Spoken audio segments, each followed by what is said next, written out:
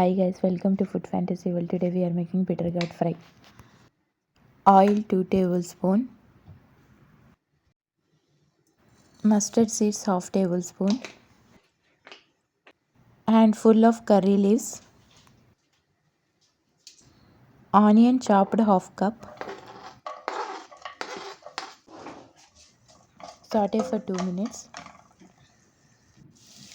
bitter gourd 250 grams,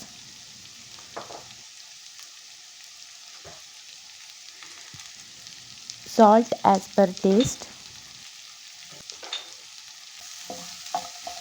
saute for 2 minutes on medium heat, close the lid, cook on medium heat for 5 minutes.